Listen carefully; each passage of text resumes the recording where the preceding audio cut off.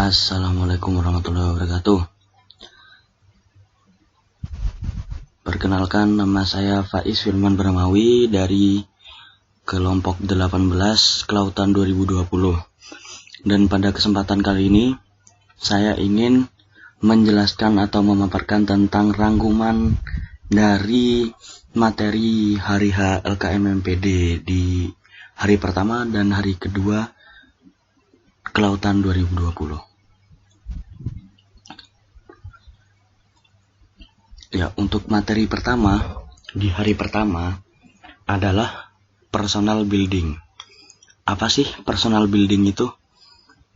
Nih, pengertian dari personal building sendiri adalah suatu usaha untuk menggali dan membangun potensi yang ada di dalam diri kita sendiri sebagai media untuk menggapai apa yang kita inginkan.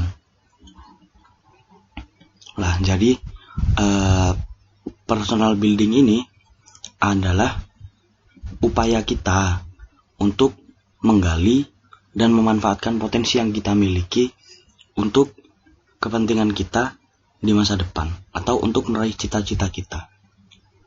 Itu singkatnya sih. Nah, terus gimana cara kita mengetahui personal building kita itu gimana?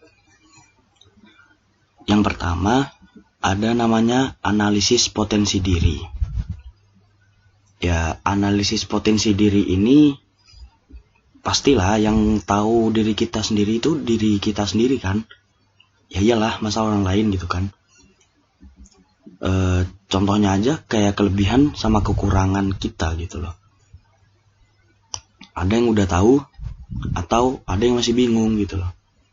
Nah, untuk menganalisa potensi diri kita sendiri ini, kita harus memahami diri kita sendiri. Baik itu kelebihan kita maupun kekurangan kita. Dan kita berusaha untuk memanfaatkan kelebihan kita dan menutup kekurangan kita semaksimal mungkin. Atau sebisanya kita. Yang kedua, ada minat dan bakat yang akan dijelaskan di slide selanjutnya. Lah, gimana cara kita mengetahui minat dan bakat? Orang kan pasti punya minat dan bakat. Apa sih minat bakat itu? Minat itu adalah sesuatu yang kita sukai. Atau bisa dibilang kasarannya hobi lah. Kalau bakat itu apa yang kita jago lakuin gitu loh. Kayak contohnya kita jago sepak bola, kita jago speech atau pidato, kita jago storytelling atau kita jago dan lain-lain. Itu adalah bakat. Lah, gimana cara mengetahui bakat kita? Bakat sendiri itu dibagi menjadi 8 bagian. Yang pertama itu adalah picture smart atau kecerdasan spasial. Kecerdasan spasial ini jadi kita sekali lihat itu langsung paham atau sekali lihat langsung hafal. Itu kepintaran spasial gitu, kecerdasan spasial. Biasanya contohnya ini kita ngelihat jalan ini satu kali aja udah hafal gitu jalannya dan lain-lain. Terus yang kedua itu ada musik smart. Musik smart ini apa sih gitu? Kalau di kasarnya sendiri musik smart namanya juga musik gitu kan. Jadi kita ini pintar dalam bidang kayak mendengarkan gitu. Jadi kita dengerin satu kali aja udah paham, atau dosen atau guru jelasin satu kali aja kita udah paham, nggak perlu diulangin lagi. Itu namanya musik smart. Itu penerapannya itu kayak kita jago nyanyi, terus cepat untuk menghafal lirik dengan cuman dengerin doang dan lain-lain. Lah, ada lagi yang ketiga itu body smart atau kecerdasan kinestetik. Lah, body smart ini sendiri biasanya cenderung menonjolkan yang namanya fisik. Contohnya kayak kita jago olahraga nih, atau kita jago gulat, kita fisiknya bagus gitu. Itu tapi nggak semua orang yang suka olahraga itu digolongkan ke dalam body smart. Body smart ini sendiri adalah bakatnya gitu loh. Jadi kita udah bisa dari awal atau kita lebih cepat menangkap dari orang lain. Contohnya kita nih ada latihan basket. Lah, kita latihan basket kita lebih cepat bisa daripada teman kita gitu loh. Itu berarti kita mempunyai body smart. Terus selanjutnya itu ada people smart atau kecerdasan interpersonal.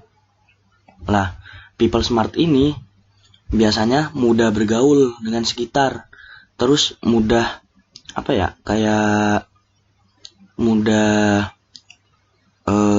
berbaur lah pokoknya. Jadi orangnya nggak kaku, orangnya asik, lucu gitu dan lain-lain. Terus pembawaannya juga enak. Ini nih biasanya kalau di tongkrongan nih yang biasanya suka suka ngereceh lah istilahnya gitu. Itu people smart. Terus kalau misalnya word smart atau kecerdasan linguistik, itu dia ini suka membaca. Jadi orangnya lebih ke yang dia ini cenderung pendiam, tapi dia ini pintar bercerita, pintar membaca, juga mudah mengingat kosakata yang aneh gitu, yang jarang kita dengar. Itu. Dan biasanya orang word smart itu cenderung menghabiskan waktu dan uangnya untuk buku. Terus selanjutnya ada logic smart. Logic smart itu kecerdasan logika. Jadi dia biasanya itu pintar dalam bidang eksak. Kalau dalam pelajaran itu eksak. Contoh matematika dan IPA. Kalau untuk yang MIPA dan untuk yang IPS mungkin dia ini ke ekonomi dan lain-lain gitu. Terus selanjutnya ada nature smart.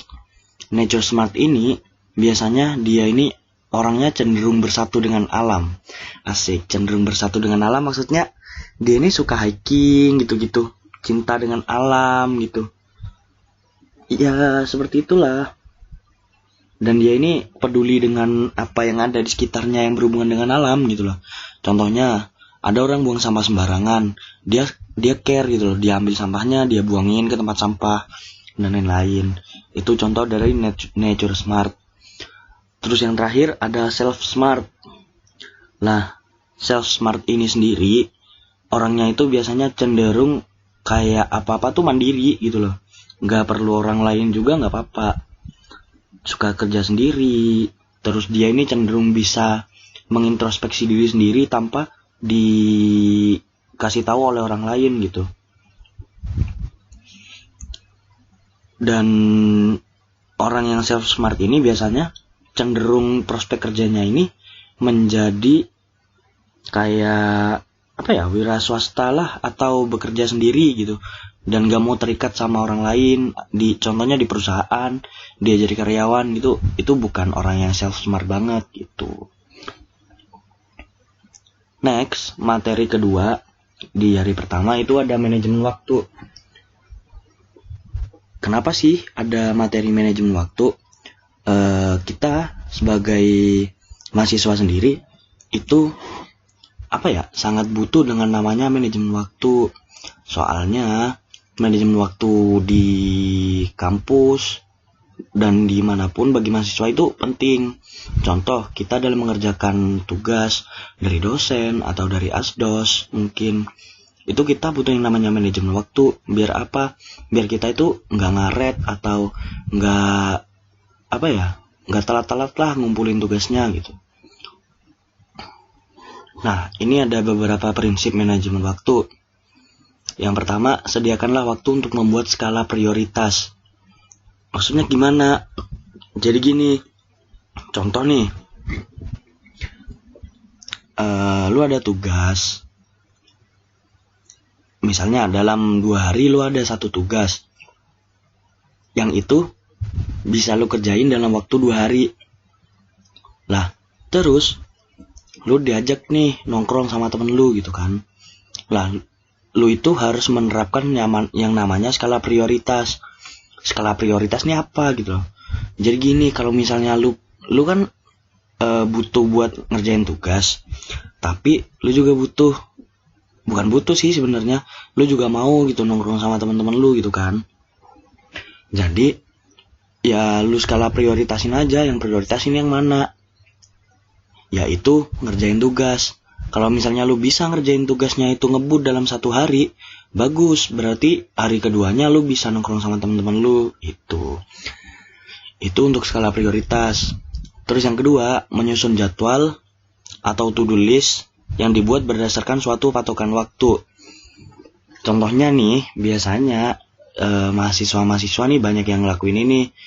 Contohnya mereka nulis jadwal atau agenda mereka yang bakal mereka lakuin itu di kayak papan kecil atau bisa di kertas post-it dan lain-lain, terus ditempel atau dicantolin di dinding yang atau dimanapun lah yang mereka itu sering ngeliat tempat itu gitu, biar mereka itu ingat terus bahwasanya agenda mereka tuh ini untuk kedepannya, biar mereka juga terjadwal gitu.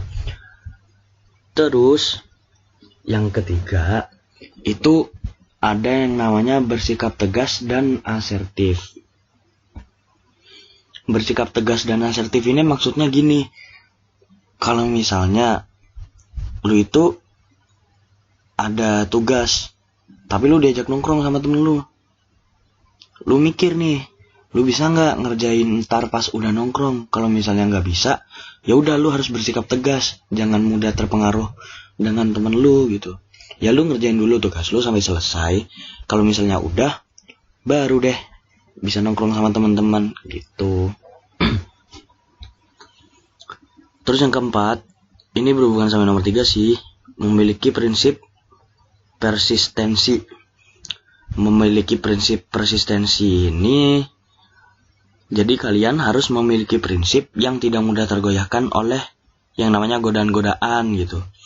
Banyak kan godaan-godaan bagi mahasiswa gitu, kayak males, terus temen gitu. Contoh diajak nongkrong sama temen, diajak sanmori lah, diajak apalah. Itu banyak gitu godaan-godaan bagi kita mahasiswa. Jadinya kita harus memiliki prinsip yang jelas dan tegas tuh, agar kita ini juga tugasnya nggak ngaret-ngaret, nggak telat-telat kumpulinnya. Terus yang kelima, mengefisienkan waktu yang dimiliki. Mengefisienkan waktu yang dimiliki ini, jadi kita itu kalau misalnya contoh ya, kita ngerjain tugas nih, kita ngerjain tugas itu 4 jam baru selesai. Tapi seharusnya kalau misalnya kita itu mengefisienkan waktu, kita dalam waktu 1 jam aja udah bisa selesai. Kenapa kita bisa sampai 4 jam? Karena yaitu banyak godaan. Contoh lu buka-buka WA, buka-buka IG, buka-buka Twitter, terus lu nyangkut deh di situ, nggak balik lagi ke tugas. Terus kalau udah lama, udah bosan, baru udah balik ke tugas. Nah itu namanya nggak efisiensi waktu. Makanya kita harus mengefisiensikan waktu yang dimiliki seefisien mungkin, sehemat mungkin waktu yang bisa kita gunakan, itu lebih bagus. Biar kita bisa menggunakan waktu-waktu setelahnya untuk agenda yang lain juga gitu. Terus apa sih pentingnya manajemen waktu? Ya kita tahu lah bagi mahasiswa apalagi kan, manajemen waktu tuh penting banget gitu. Ini ada beberapa poin. Poin yang pertama itu membantu kita dalam bekerja dengan adanya skala prioritas. Yang tadi udah dijelasin ya, itu membantu banget. Biar ya gitulah, biar nggak ngaret dan lain-lain. Terus menjauhkan dari depresi dan stres. Lah ini biasanya kalau misalnya deadlineer, ada orang tipenya deadlineer gitu, dan tugasnya numpuk banget hari itu, ada 2 tugas atau 3 tugas gitu. Ya jelas lah dia bakalan stres, bakalan depresi. Tugas gue belum selesai, tapi deadline-nya udah tinggal 30 menit lagi, tapi gue belum sama sekali. Gimana ya gitu. Dia stres terus depresi, akhirnya nggak selesai tugasnya itu. Untuk meminimalisir dan menanggulangi itu, kita harus menerapkan yang namanya manajemen waktu. Terus yang ketiga, membantu individu atau organisasi yang berkaitan untuk jadi lebih maju. ini berhubungan sama yang tadi mengefisiensikan waktu itu sih.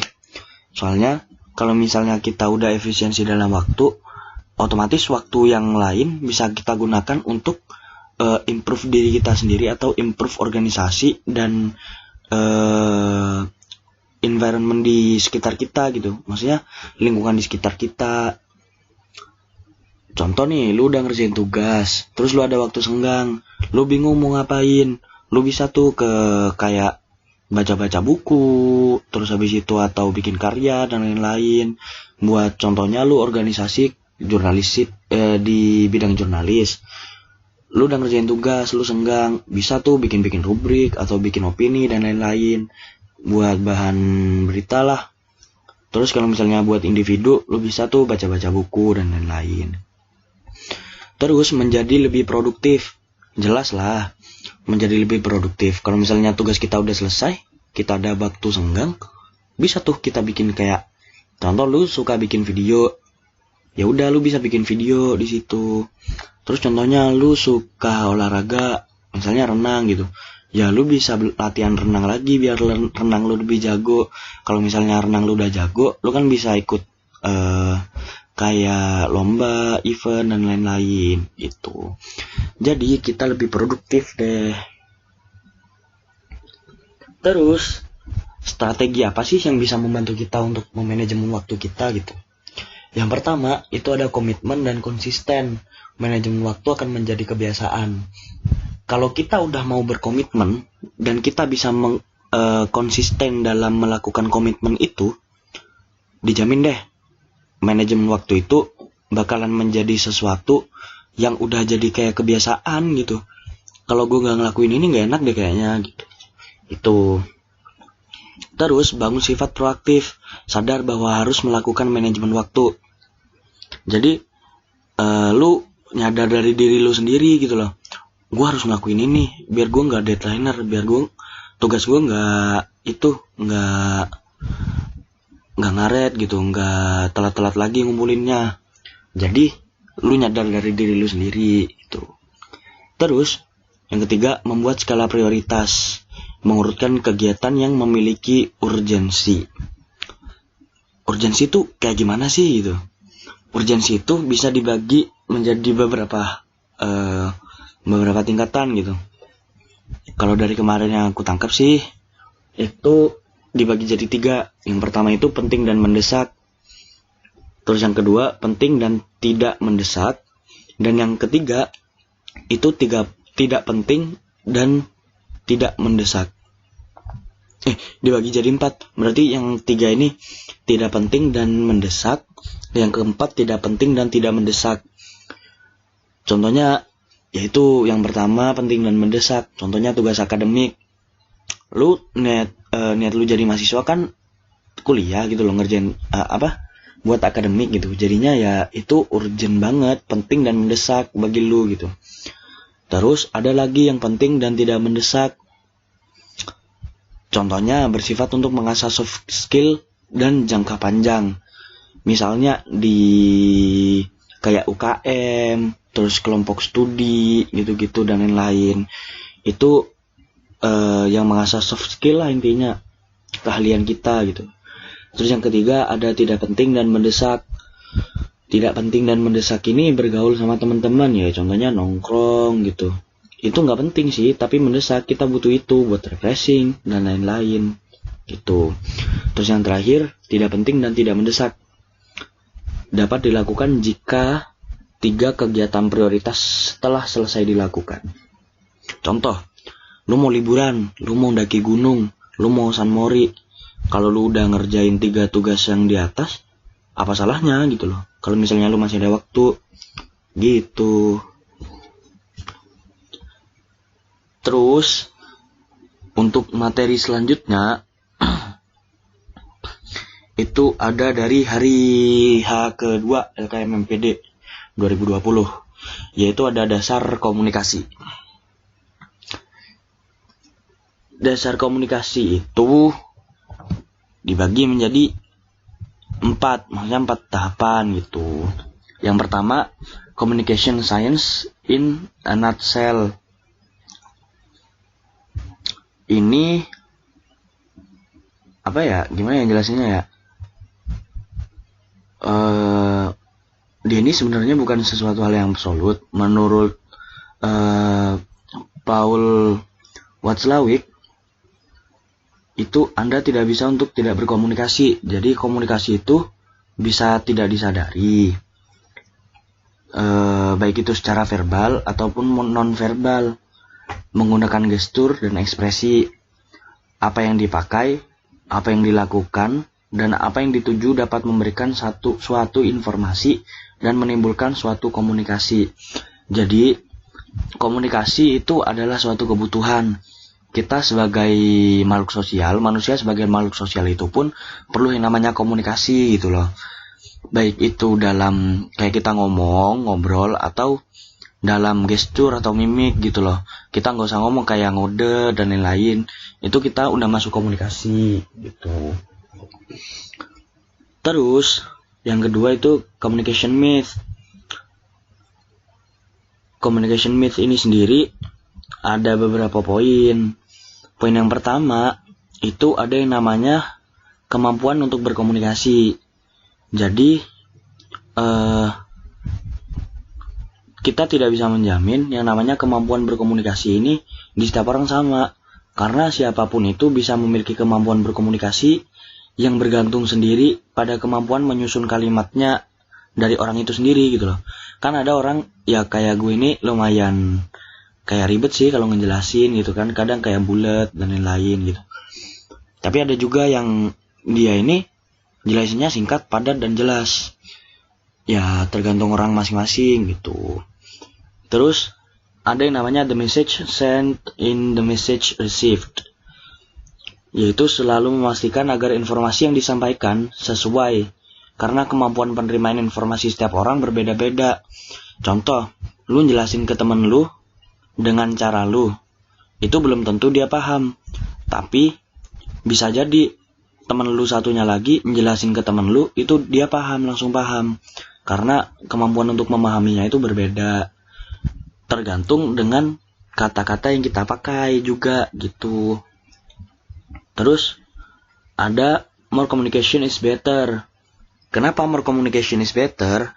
Karena komunikasi itu bisa membantu kita dalam banyak hal. Contoh, kita nih stres, butuh teman curhat, butuh teman cerita, itu kita butuh komunikasi gitu kan.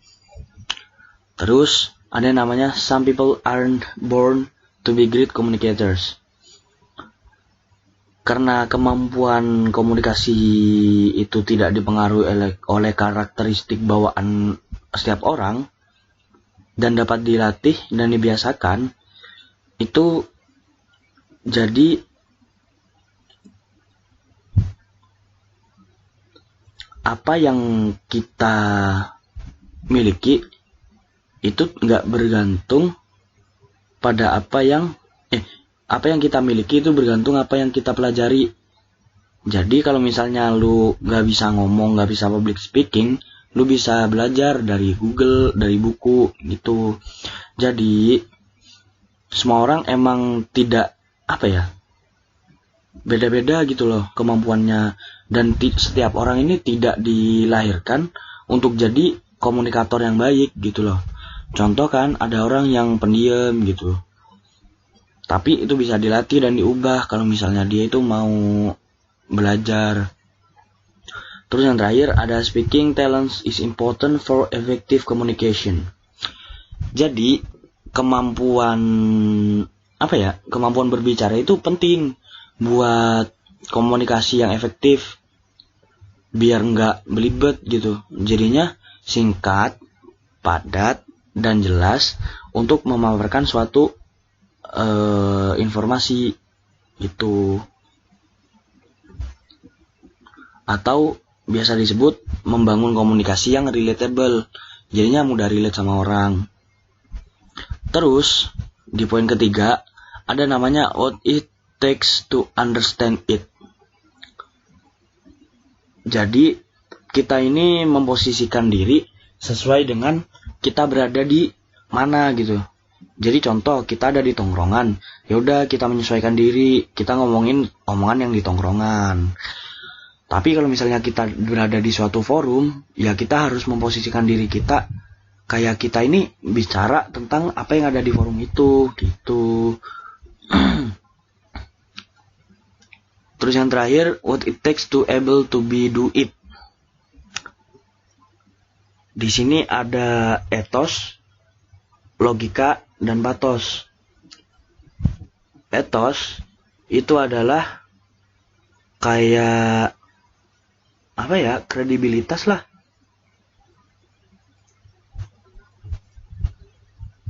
Kayak ada istilah yang namanya etos kerja gitu-gitu. Ya pokoknya gitu deh.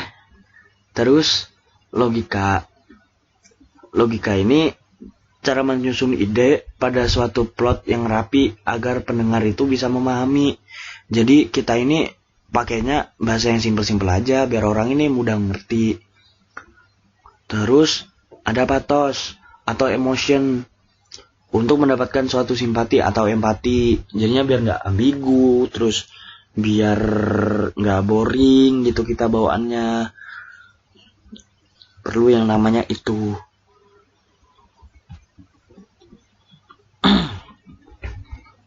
Nah, ini ada kepemimpinan dan kaderisasi. Materi selanjutnya dengan apa ya, moto kali ya, itu good process build good things. Yang pertama ada kaderisasi. Kaderisasi di Undip sendiri itu ada kaderisasi akademik dan kaderisasi non akademik. Kaderisasi akademik sendiri itu yang berhubungan dengan keilmuan yang dipelajari. Jadi di bidang akademik lah intinya, di bidang pelajaran gitu. Kalau yang di non akademik itu kaderisasi untuk soft skill dalam berorganisasi. Jadi contoh kayak kita dilatih gitu dalam berorganisasi. Contohnya di BEM atau di himpunan dan di lain-lain gitu. Terus ada kepemimpinan dan kaderisasi. Itu kaderisasi kan udah tadi. Kaderisasi ini kayak pengkaderan. Jadi untuk mencari generasi penerus yang bisa meneruskan sesuatu yang sudah kita rintis atau kita buat gitu. Terus yang namanya kepemimpinan. Kepemimpinan atau leadership ini nggak bisa dimiliki langsung oleh semua orang. Jadi kepemimpinan ini bisa dilatih juga gitu. Kepemimpinan ini penting bagi kita karena sebagai mahasiswa untuk menghadapi masa depan di masyarakat, untuk terjun langsung itu dia ini butuh yang namanya skill untuk memimpin. Kalau enggak dia mah bakalan terus jadi babu gitu, nggak bisa memimpin, nggak punya jiwa-jiwa pemimpin. Jadinya itu berguna banget buat kesuksesan kita ke depannya. Itu. Terus yang ketiga ada penerapan dalam kehidupan. Jadi penerapan dalam kehidupan kita ini dalam bidang kaderisasi dan kepemimpinan. Jadi kita menerapkan 2 poin tersebut ke dalam kehidupan kita sehari-hari. Contoh kita dalam kaderisasi deh. Kaderisasi ini contoh kita ntar punya usaha nih, jadi founder lah, amin. Jadi founder, kita milih CEO nih. Nah terus CEO kita mau resign, otomatis kita harus mengadakan kaderisasi lagi dong buat CEO yang baru, yang bisa menggantikan CEO yang lama gitu. Itu kaderisasi. Terus kepemimpinan, contohnya gini, lu dalam suatu forum atau dalam suatu circle atau lingkungan, lu itu disuruh buat soalnya buat mimpin suatu acara atau gimana. Kalau misalnya kita nggak punya bakat buat mimpin atau kemampuan buat mimpin, ya kita nggak bisa dong gitu. Itu. Terus materi terakhir itu ada yang namanya organisasi. aktualisasi dan mahasiswa yang berisi. Nah, di sini aku mau menjelaskan tentang fungsi mahasiswa itu sendiri. Fungsi mahasiswa di sini ada 3, yaitu yang bakal aku jelasin itu ada 3. Yang pertama, agent of change atau penggerak perubahan yang lebih baik bagi sekitarnya. Ya, kita sebagai mahasiswa, contohnya ya, di bidang kelautan sendiri, dari aku sendiri juga. Jadi kita ini kan di Indonesia masih istilahnya pasokan listrik itu masih kurang gitu loh. Bahkan ada daerah-daerah di pinggiran pelosok-pelosok itu yang mereka ini kekurangan listrik, atau hanya bisa merasakan listrik ini hanya beberapa jam aja dalam 1 minggu gitu. Jadinya dalam tujuanku ke depannya mau membuat suatu terobosan baru, contohnya pembangkit listrik tenaga gelombang laut atau arus laut gitu-gitu, sebagai energi terbarukan agar kebutuhan listrik di Indonesia ini bisa tercapai. Itu intinya agen penggerak perubahan bagi wilayah sekitar kita, agar daerah di sekitar kita yang ada kita di dalamnya itu kena dampak bagusnya atau baiknya dari kita gitu. Terus yang kedua, ada guardian of value, penjaga nilai-nilai baik di masyarakat.